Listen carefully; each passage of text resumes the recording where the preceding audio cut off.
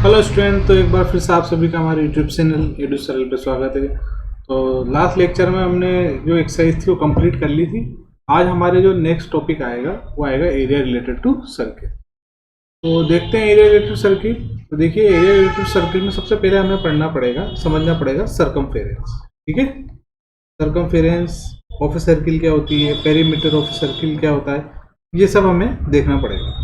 सो देखिए, for example मैंने यहाँ पे एक सर्किल बनाया है। देखिए ये एक सर्किल, ठीक है। तो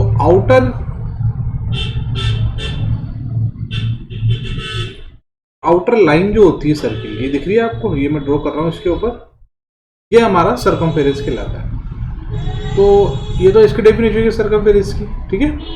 अब ये एक्चुअली वर्क कैसे करता है, देखिए जैसे ही ये कोई व्हील है, ये अब आगे मूव करता है, इस डायरेक्शन मूव करा, तो डायरेक्शन में मूव कराने के बाद ये यहाँ पे आ जाएगा। तो ये जितना डिस्टेंस ये ट्रेवल करता है ना, यही हमारा सर्कमफेरेंस कहलाता है। अब जितना ज़्यादा रेडियस होगा, जितना बड़ा व्हील होगा, सर्कमफेरेंस भी उतनी ज़्यादा होगी। जितनी छोटी रेडियस होगी, सर्कमफेरेंस भी उतनी कम होगी, और ये उतनी डिस्टेंस जो ट्रेवल है वो कम करेगा। इसीलिए ज़्यादातर जो छोटे व्हील्स होते हैं वो अनबैलेंस होते हैं। देखिए, जैसे आपके पास फॉर एग्जांपल एक्टिवा है, एक्टिवा बाइक है, उसका व्हील जो है वो छोटा होता है, और एक स्प्लेंडर बाइक है उसका व्हील बड़ा होता है। तो कौन सा व्हील ज़्यादा स्टेबल होगा?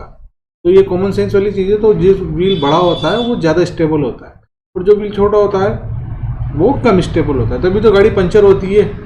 अगर एक्टिवा पंचर होता है तो फट लगे से वो हाथों हाथ ही वो अनबैलेंस हो जाता है। लेकिन बाइक्स में क्या है, पंचर होने के बाद भी वो अपनी स्टेबिलिटी को बनाए रखने की कोशिश करता है। हालांकि वो भी अनबैलेंस होगा, लेकिन कंपेरेटिवली छोटे स्मॉल व्हील की तुलना कंपेरिजन में बड़ा व्हील जो है वो ज़्यादा स्टेबल होता है। तो ये हमारे पास होती है। तो सर्कमफेरेंस देखते हैं, यही सर्कमफेरेंस कहलाती है। तो देखते हैं सर्कमफेरेंस ऑफ सर्किल। तो इसको हम सी से डिनोट करते हैं। ये होती है 2 पाई आर। आर होती है यहाँ से हमारी जो है रेडियस होती है, that is called radius. First formula. Second सबसे फेमस फॉर्मूला होता है, जो कि होता है एरिया ऑफ सर्किल। तो हम इसको ए सर्किल से डिनोट करेंगे, that is pi are square. ये इस तरीके से। थर्ड जो फॉर्मूला होता है, तो इसमें एक साथ सारे फॉर्मूला आएंगे हमारे पास। जो 12.1 में जो फॉर्मूला आते जा रहे हैं वो मैं आपको इसमें पढ़ाता जाऊंगा। ऐसे इसमें एक साथ ऐसा नहीं है कि एक साथ सारे फॉर्मूले मैं आपको लिखा दूं, ठीक है। तो जैसे जैसे क्वेश्चंस आते जाएंगे, एक्सरसाइज हम आगे सॉल्व करते जाएंगे, मैं फॉर्मूला आप लोगों को लिखाता चलेगा। थोड़ा आता है। अब जैसे हमारे पास दो सर्किल है, फॉर एग्जांपल यहाँ से हम सर्किल को ले लेते हैं। ये फर्स्ट सर्किल, एंड इसी तरह से हम सेकेंड सर्किल ले लेते हैं।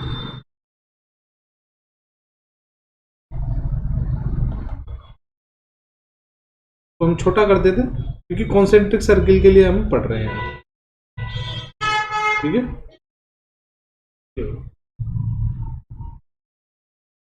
तो थोड़ा सा एडजस्ट करना पड़ेगा डायग्राम, ठीक है।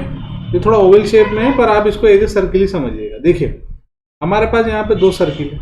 एक तो अंदर वाला सर्किल है, इसकी रेडियस है आर, और एक बाहर वाला सर्किल है, इसकी रेडियस है आर। बट दोनों के सेंटर हमारे सेम है, तो हम इसे बोलेंगे कॉन्सेंट्रिक सर्किल। क्या बोलेंगे? Concentric circle.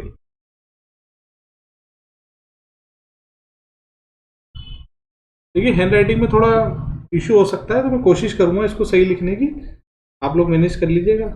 कॉन्सेंट्रिक सर्किल, दोनों के सेंटर जो हैं सेम होंगे। इस कंडीशन में जो एरिया रहेगा, एरिया ऑफ सर्किल। सो पहले आपको बड़े वाले का लिखना है, A1 A2 का, तो माइनस A1 का, तो दोनों को माइनस करना है सर्किल का। Area of bigger circle is pi are square, और स्मॉल वाला सर्किल है पाई R1 स्क्वायर। पाई आ जाएगा यहाँ से common, then we get R2 square minus R1 square. Then इसके बाद आप इसको a माइनस बी और a प्लस बी से भी इसको ओपन कर सकते हैं। तो जैसे जैसे आते जाएंगे क्वेश्चंस हम आपको करते चले जाएंगे। तो इसमें कुछ क्वेश्चंस हैं वो हम सोल्व कर लेते हैं। देखिए फर्स्ट क्वेश्चन देखें, the radius of two circle 19 centimetre and 9 centimetre respectively, find their radius of a circle which has a circumference equal to the sum of the circumference of the two circle। यानी कि यहाँ पे दो circle हैं, एक की radius है 19 and first circle है 19 रेडियस का और सेकंड सर्किल है 9 सेंटीमीटर सर्किल का। तो इसके लिए इसमें हमें क्या करना है,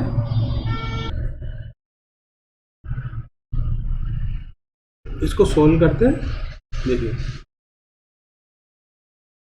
सबसे पहले स्मॉल रेडियस है, इसको हम ले लेते हैं R1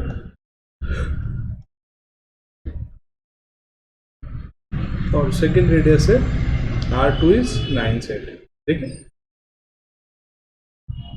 the radius of a two circle are respectively, find the radius of a circle whose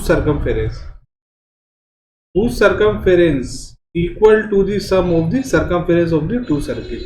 यानी कि जो सर्कमफेरेंस है C, ये इन दोनों सर्कमफेरेंस के सम के इक्वल है, यही कह रहा है। देखिए विच है the circumference equal to the sum of the circumference of the two circle. तो बचे हुए टू सर्किल के सर्कमफेरेंस के इक्वल है।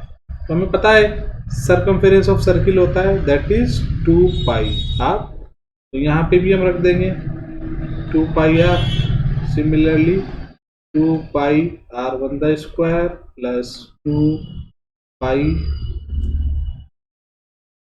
R2 the square. 2 पाई आ जाएगा यहाँ से कॉमन, यहाँ हो जाएगा R1 the square plus R2 the square, ये हो जाएगा 2 पाई R। ठीक है, 2 पाई से 2 पाई कैंसिल हो जाएगा।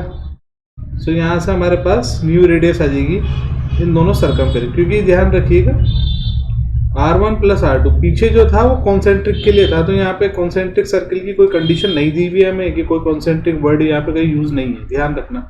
तो हमें माइनस नहीं करना, सम दिया हुआ देखिए, सम ऑफ सर्कमफेरेंस, ये सबसे इंपॉर्टेंट है। उसके बाद तो हमें सिर्फ R1 और R2 की वैल्यू यहाँ पे रख देनी है। तो R1 की वैल्यू है 19 द स्क्वायर, नहीं स्क्वायर हटेगा यहाँ से, स्क्वायर हटा देता हूँ, मिस्टेक हो गई। ठीक है, ये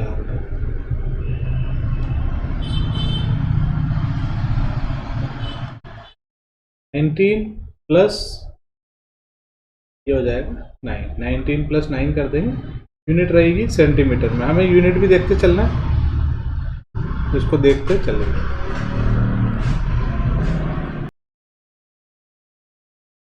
तो इस तरह से ये छोटे छोटे क्वेश्चन है जो हम इजीली सोल्व कर लेंगे। तो ये हो जाएगा हमारे पास 28। तो सर्कमफेरेंस है, सर्कमफेरेंस का फॉर्मूला हमने याद रखना है 2 पाई। नेक्स्ट आते हैं question number 2, the radius of a two circle are.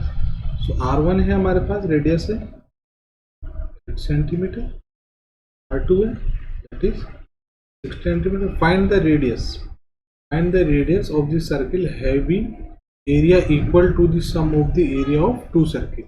यानी कि हमें इसके एरिया का सम करना है और फिर वहां से रेडियस निकालनी है। तो हमें पता है, देखिए ये दिया हुआ है circle having area equal to the sum of the areas. ठीक है, ये हो जाएगा हमारे पास A1 plus A2। Area of circle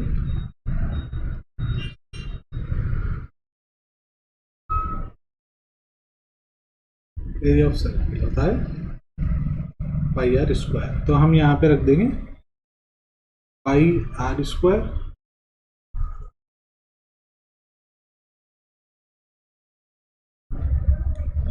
pi R1 square plus pi R2 square. Pi common आने के बाद इस पाई से कैंसिल हो जाए, तो हमारे पास R1 the square plus R2 the square. देखिए एरिया है तो यूनिट जो है वो सेंटीमीटर स्क्वायर में रहेगी।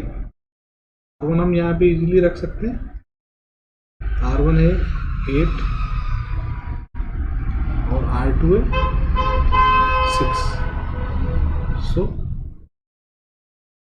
64 प्लस 36, तो ये हमारे पास हो जाएगा 100, स्क्वायर हटाने पर आ जाता है अंडर रूट, ये हो जाएगा 10 सेंटीमीटर। ये हमारे पास आएगी find the radius of the circle having the equal सम, इसका एरिया बताना है हमें इसके इक्वल, जो क्वेश्चन में हमें गिवन है वही करना है, उसके अलावा कुछ एक्स्ट्रा चीज इसमें नहीं करनी। नेक्स्ट आते हैं क्वेश्चन नंबर 3 पे। तो 3 थोड़ा बड़ा क्वेश्चन है, इसको हम थोड़ा सा बाद में करेंगे, पहले हम 4 देख लेते हैं। जो छोटे छोटे क्वेश्चन है वो हमारे कंप्लीट हो जाएंगे। देखिए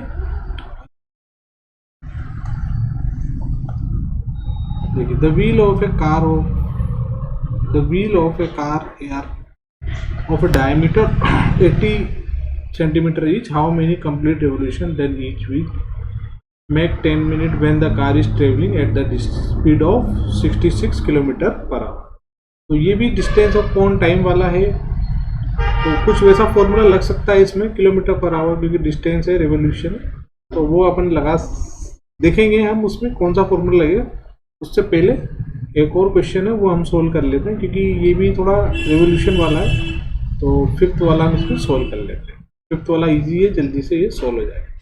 देखो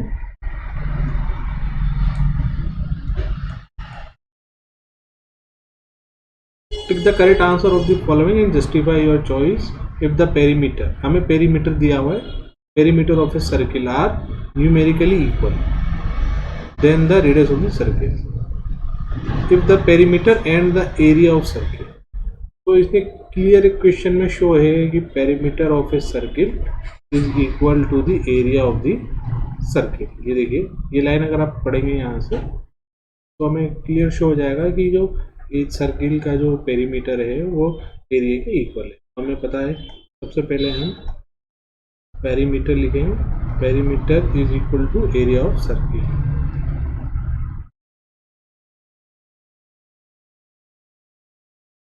पेरीमीटर हम जानते हैं क्या होता है, perimeter of circle is 2 pi R, area of circle क्या होता है पाई आर स्क्वायर। ठीक है, ध्यान से देखिए, पाई से पाई कैंसिल हो जाएगा और इस आर से ये R1 कैंसिल हो जाएगा। सो ये आ जाएगा हमारे पास R is equal to 2 unit. Unit में सेंटीमीटर, मिलीमीटर, मीटर ऐसा कुछ नहीं दिया हुआ, तो हमने सिर्फ यूनिट में देखना है, तो यूनिट में हमारे पास आ जाएगा ये हमारे पास। उसके बाद एग्जाम्पल है ये वाला हम कर लेते हैं छोटा सा। The cost of A fencing of a circular field at the rate of 24 पर मीटर इस, यानी कि एक सर्कुलर फेंसिंग करनी है, जैसे कोई बाड़ा होता है ना सर्कुलर, ऐसे कोई सर्कुलर फेंसिंग करनी है, उस पर जो कॉस्ट है वो 24 रुपीज़ पर मीटर है, और उसका खर्चा कितना है 24 पर मीटर इज 5280। ठीक है, the field is to be plug at the rate of 0.50 per metre square. अब देखिए यहाँ पे यूनिट देखिए metre square, find the cost of the plugging field.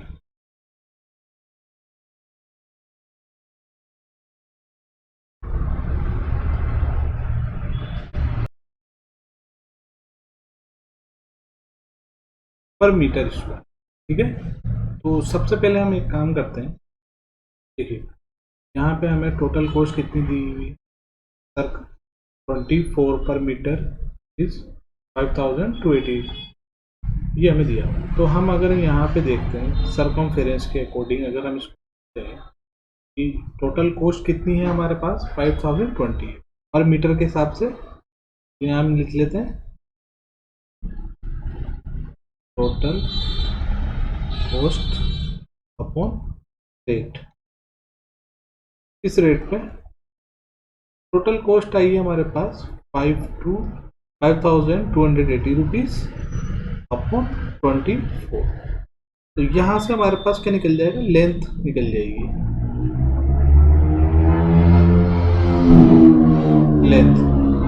Length of the field निकल जाएगी, लेंथ ऑफ द। इस टाइप के questions में क्या होता है, जब भी हमें कोई डायमेंशन गिवन नहीं होती तो हमें फाइंड करनी पड़ती है। जैसे मैंने यहाँ सरकमफेरेंस निकाला लेंथ ऑफ द फील्ड, तो लेंथ ऑफ द फील्ड इस एक तरह से मान लीजिए जैसे सर्कुलर है, तो ये जितना डिस्टेंस ट्रेवल करेगा वही तो इसकी सर्कमफेरेंस हो जाएगी। उसके अकॉर्डिंग हमें इसमें बताना है। तो जैसे हम इसको डिवाइड करेंगे तो 5000 टू 80 रूट को 24 से, तो हमारे पास आंसर आ जाएगा डिवाइड करने पे 220। तो यहाँ से आ जाएगी लेंथ ऑफ द फील्ड।